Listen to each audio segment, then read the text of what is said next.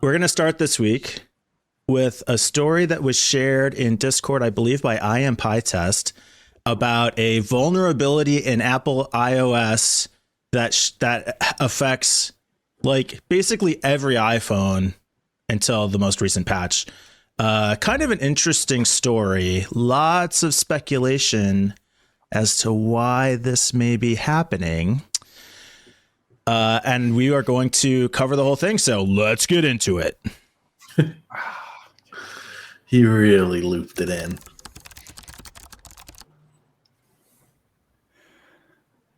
It started with a long explanation from Steve Gibson. I think it's the Security Now podcast on the Twit Network, which I love. I've been a long time fan of Steve Gibson. Don't listen to the show quite as consistently as I used to, but he's really really a detail guy. Yeah, yes, Gibbs. The Gibster. Yeah. Are you a fan, Peter? I kind of a fan. He does a lot to bring security to the masses, and I think for that he must be commended. Yeah. But I haven't really. It's not the kind of content that I particularly went out and looked for. So it was, the stuff I've come across from him has always been good. But I don't know. I'm not a repeat listener, if you know what I mean. There used to be. Was it Tech TV? It was Tech TV a cable channel like 20 years ago? A cable channel 23 years ago in the US. Hang on a second. Let me just search my childhood memories for a minute. I don't. You know what? It rings a bell. And it had like they had Kevin Rose and they had Leo Laporte and a bunch of those guys. I think that's. I don't know if that's how they got started. I guess Leo was actually a radio guy originally. But you mentioned education, and I wanted to mention a follow-up. I had shared a couple weeks ago that a buddy of mine would always just click accept on the cookie notices because they thought that's how you get the content. And it came up again recently, and they said that since we had that conversation, they've started clicking decline every time they're asked, which is great. And just further evidence that it really is an education problem. It is a lack of knowledge problem. Do you know, though, that this week, I believe, Google have turned off cookies, third-party cookies, for 1% of Chrome users. They've started the grand experiment. Yeah, because the idea is to turn off third-party cookies for everyone. And move to that new, way more invasive thing. Yeah. The way that where they have total control and knowledge about all your browsing habits over every platform that they, keep you in their wall gun. Yeah, basically anything that Google AdSense touches is just That's it. They gotcha. But everybody else is going to be fucked. Of course. Cookies. Yeah. Anyway, that's what happened this week. Yeah, interesting. I didn't know they were going live with that, but we'll probably have some updates on that as shit around the internet breaks. So I'm not going to play. This is a long video. This explanation by Steve goes into great depth. But basically, who was the security researcher? Was it who actually found this crap? How do I not know that? How do you not? Do you want an answer to that question? Look that up while I intro the story. But basically, it was determined that there was an exploit on an exploit on iOS 15 and prior, up until the current patch of 16.6, I think, where through a series of exploits, somebody could get code on the phone that first took advantage of a no-click SMS message, which in itself I think is fairly interesting. I finally understand how those work. Then it used that to download remote code from a server that expanded its capabilities, that eventually 2, 3, 4 exploits deep allowed it to access what is probably a debugging block on the CPU to have direct access to memory, which my understanding, as Steve explains it, then gives them basically full ownership of the device at all levels. Wow. So pretty significant. iMessage has had, there's a long history of faulty, what's it called? Escape handling, right? Sanitization. Yeah. I mean, remember there was that one where you could send like a series of characters to crash people's phones? The ping oh, that's phones now. Oh, here we go. Right. So to give bit of background, Kaspersky talked about this Yes, on December Kaspersky the Labs. 28th. Yes. It was covered by Bruce Schneier a couple of days ago. No, wait, hang on. Bruce Schneier on, a couple of days ago, and also Ars Technica. We'll put some links in the description, possibly. Oh, wow. Ars Technica had it on the 27th, so even earlier, basically before Christmas. But yeah, there's a complicated diagram, attack chain. Attacker's iMessage account goes to PDF file, goes to TrueType font exploit, goes to ROP/JOP, goes to NS expression, to BP list, NS expressions, and it goes all the way around. And then there's another blah, blah, blah, all the way to malware. Yeah. So the two fun parts of this are the serious part up front was the only way. So I guess the way it starts is that the code has to figure out what processor's actually being used specifically. And they do that by drawing on the screen a triangle and then inspecting what color the triangle is rendered as. And there will be very minute differences based on rounding differences between the four affected CPUs that let them figure out exactly what the user has, which I think is super interesting. And apparently this is a known exploit called triangulation. But it was discovered because the Kaspersky Labs team noticed that it was happening on their phones. And they didn't know why. Oh, so that's what kicked all this off. Whoa. As Steve tells the story, if they hadn't just happened to notice that they had this, then the entire chain of events would have gone undiscovered. And it's been an open exploit for a very long time since these chips have been in use. So that's wild. Don't attack the security researchers if you want to fly under the radar. Apparently. I mean, but they are probably the juiciest, especially Kaspersky, right? Strong ties to Russia, I'm pretty sure. Like, I would, go on, sorry. I was just going to say, like, it's a classic target is you want to target the security research institutions and companies because they're the ones that are going to have the juiciest 0 days. Like, these guys are sitting on who knows what kind of catalog. And this went undetected for 4 years. So they actually succeeded completely, I would say. I mean, that's probably beyond their wildest dreams to go 4 years undetected. I wonder, the thing I was trying to figure out, and I don't think I ever really got a good sense of, is how targeted and or widespread is the attack. Every device has this, but how many devices have actually been exploited in this way? Because the Kaspersky guys get it because they were targeted or because so many phones have it that it's probably everywhere? And I couldn't find an answer to that. That's a great question. I don't think we'll know the answer. I don't think Apple will release the answer to that because one is either the answer is just like hyper targeted, less than 0.0001% of phones had it, or the other is like the flip side to that, right? Is like every iPhone with this chip compromised. Like, that's a problem. Yeah, right? For sure. Apparently, it's also present in the M1 and M2 CPUs as well. Oh, shit. Yeah. So, but just iOS, right? Or does that mean even the laptops that have that? No, I think Peter is saying that that's the laptops as well. Yeah. This on Apple devices equipped with these protections, such attackers are still unable to perform key post-exploitation techniques, such as injecting malicious code into the other processes or modifying kernel code or sensitive data.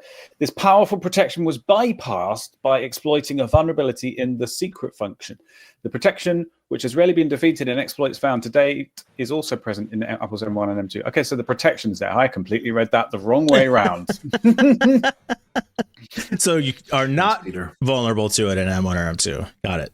Apparently not. No. For everybody who immediately left the podcast 30 seconds ago to you go can just come right back. throw their Macs out the window. Yeah. Well. Yeah. So slight misunderstanding. The other thing that was interesting that you and Peter and John both just referenced is the no-click SMS exploit. So because I always thought, well, like, how do you infect somebody without them taking any action? Like, you've got to at least click an email link, right? Except the computer does generate a preview of the attachment, which is executing code. The act of generating that preview is where the exploit exists. That's not fair. Yeah, it's a lot of attacks are like this. A lot of the handy features that we get, there's a ton of things like for example, in Slack, when it generates a preview thumbnail, there's been an attack on there where you put a URL in your message and it gets a preview thumbnail. Little Same image populated, Yeah. Same thing that happened in Signal. I think that was how the other attack worked, a web attack there. There is even one that was a privacy sort of attack that from a few years ago where if you put certain links in your HTML, the Chrome engine or Chromium would prefetch some of those links in the background so that when you clicked on them, you would get faster page load times or seemingly faster page load times. So this is kind of another example of that. Any kind of processing that happens on behalf of the user that tries to make life more user-friendly for them has the potential to be there's so much stuff that happens that isn't prompted by a user. It's the thing is that there's so much of it and most of it works fine. It's not going to go away. They're not going to change that kind of those habits. And ultimately we kind of like it, I think, in the end. It's not a question of removing that functionality. It's of safer coding or whatever. The thing that gets me about this whole exploit, here's the thing that makes me sort of slightly despondent about the world and start to sympathize with the QAnon guys and girls, and many girls, is so this has been around for 4 years, right? It's been present, this sequence of attacks. It's nation state level kind of attacks, but it's been there. It's been sitting there dormant all this time. And there's been other times when there's it's been actively used. Yeah, exactly. Probably definitely actively used. I mean, it's where people were using it, right? That's how they discovered it. So what else is out there? Like, what else is sitting there dormant or actively used or I don't know, what other capabilities are there that it makes me into a conspiracy theorist, this kind of stuff. Yeah, and that's kind of where they went at the end of this technical explanation of the Security Now podcast, is that because of the way it was hidden and because of the way it was undocumented, it couldn't have been done by accident. You had to have a priori knowledge of the exploit. You had to have the secret file to unlock it. So it's not something you were just going to guess or stumble upon or hack. So was it put there on purpose? Clearly, yes. And then by whom and to what end is the open question. And their conclusion is, well, it's a nation state exploit. It had to be China or Russia or the NSA, which is pretty compelling. But at the same time, go ahead, Peter. No, these kind of things don't happen very often. We don't hear about them very often, but they happen just often enough for me to want to keep a tinfoil hat handy. Like Stuxnet is another classic example, right? Do you remember Stuxnet? Yep. The Iranian. No, never heard of it. No, never heard of it.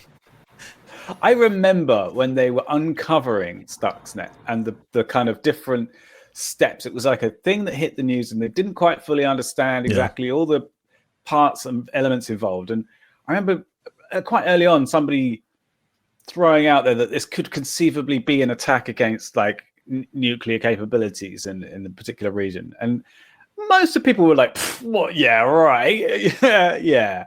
It turns out that's exactly what it was, and it wasn't even like most sophisticated attacks. It wasn't like a shut everything down and turn it all off. It was a gradual degradation of the amount of uranium they could produce, something like that. It was like a lowering of the efficiency it caused their centrifuges to overload and spin out of control. But it didn't break anything like totally. It didn't like blow up facilities or anything. It just kind of lowered their efficiency overall, which made it harder for them, which made it less likely for them to be able to develop nuclear weapons or something like that. Which is bonkers. And it was all done by like USB.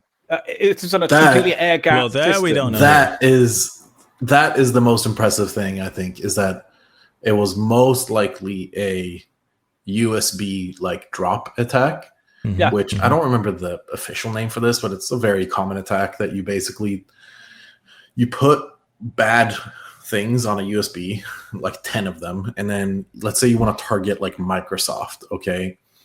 And you can't really do this. You can't really do this now, but like back in the day, people weren't really protecting against auto mounted like medias. So what people would do is they'd like take 10, 20 USB sticks, throw on this like malware or whatever onto each stick, and then like just go drop them outside of like the offices. And because people are dumb, because humans are the fucking easiest target, some fucking Joe would see this on the ground and be like, oh my God, a thumb drive. Just pick it up, go to work, and plug it into their work machine, right? Insane. But it's labeled free porn. What could go wrong with that? Right. Yeah.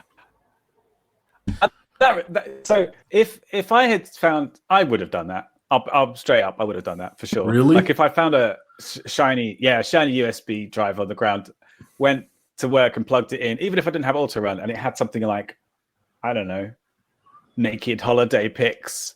You double click. Just couldn't help yourself. John's naked holiday pics. You just couldn't. I just got to find out what you look like it's just like Mr. Robot with the like selling CDs or giving away CD demos on the street, right? Like that's also a very like a great example of just using a mix of social engineering and actual malware to dump it onto a person's machine. Like, especially back in the day, there was a there was a hot spot where we weren't using Discman anymore, right? Like we were only playing music through computers. And like you would just put this into your CD drive. Like, and that was totally okay to do. And that shit would, if it didn't auto mount, you double click it and it's like free gift cards. So one side is this was an NSA. We're 18 minutes, by the way. Just to yeah, I'm gonna try and wrap this up, but there's one last question. So one side is this is an NSA backdoor that Apple either willingly or unwillingly was required to include in iOS. However, and that's doubtful. Like they make a good argument for that because it can't be done by accident. You have to have the information. The only way you can exploit it is to have the details for how to exploit it. You don't just stumble across this.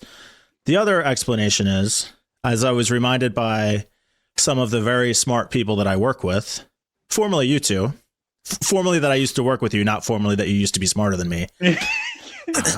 You both clearly still are. But what they said is, yes, that was sarcasm, John. What they said was, could you tell the difference? Oh, no. Anyway. What they said was, leaving debugging blocks open in software is like the most common thing in the world. So the number of devices that have a vulnerability like this is probably uncountable.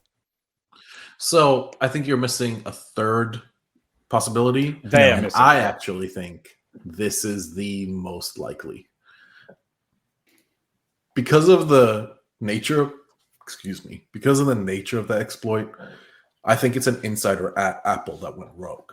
I don't think Apple did this for the NSA. I don't think that the NSA forced their hand. I think that someone working on this realized either they were blackmailed to do it or realized how much money they could make selling it.